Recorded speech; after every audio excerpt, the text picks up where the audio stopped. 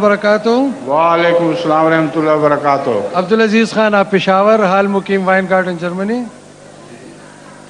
हुजूर हज़रत मसीह मऊद अलैहिस्सलाम ने अपनी तालीफ़ तरियाकुल कुलूब के सफ़ा 350 के हाशिए में तहरीर फरमाया है कि याद रहे अन हज़रत सल्लल्लाहु अलैहि वसल्लम ने अपनी उम्मत की 2 हदें मुकर्रर कर दी हैं और फरमा दिया है कि वो उम्मत ज़लालत से महफूज है जिसके अव्वल में मेरा वजूद और आखिर में मसीह मऊद है। यानी एक तरफ वजूद बावजूद हज़रत सल्लल्लाहु अलैहि वसल्लम की दीवार रोइन और दूसरी तरफ वजूद बाबरकत मसीह मऊद की दीवार दुश्मन कुश है।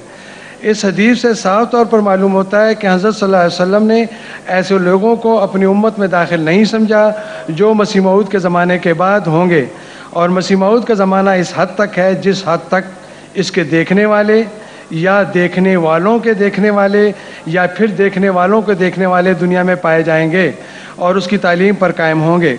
गरज कुरून तलाता का होना बरियायत मनहाज नबूवत ज़रूरी है, फिर नेकी और पाकीज़गी का ख़ात्मा है।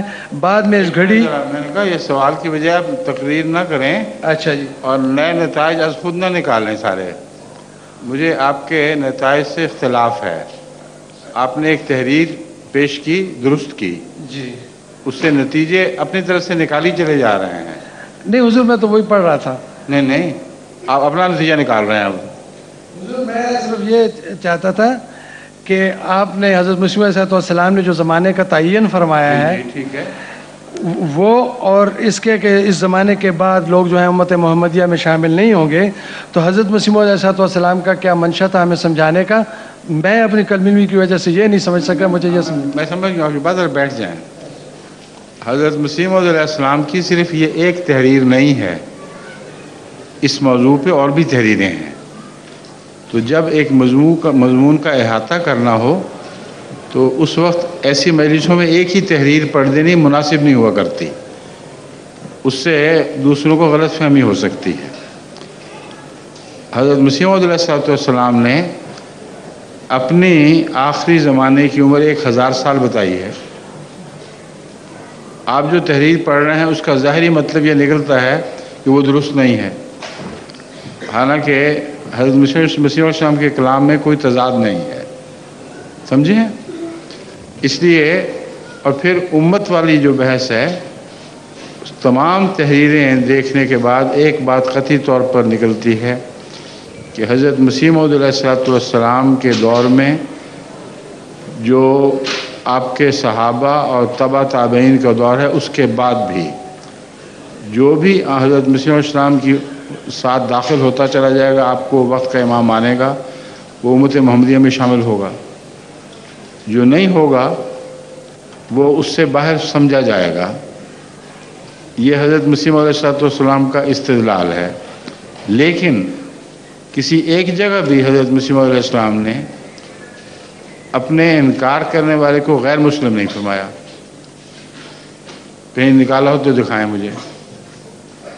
इसलिए इन चीज़ों को इकट्ठा देखना चाहिए। हज़रत मसीह अलैहिस्सलाम ने हज़रत सल्लल्लाहु अलैहि वसल्लम के मानने वालों को और अपने मुनकरीन को गैर मुस्लिम नहीं कहा। इसलिए जो उम्मत की बात है वो हकीकी मानों में हो रही है।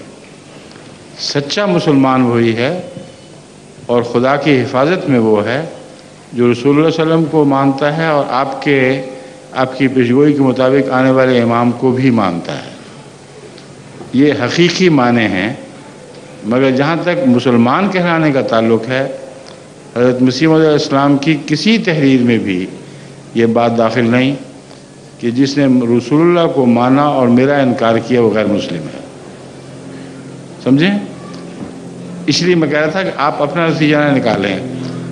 आप ये तहरीर पढ़कर इस तरह से पढ़ रहे थे ज़ोर देकर कि ये लगता था कि हज़रत मसीह अलैहिस्सलाम के नज़दीक बाकी सारे गैर मुस्लिम हैं। ये दुरुस्त नहीं है, समझ गए बात। शुक्रिया। अस्सलाम वालेकुम।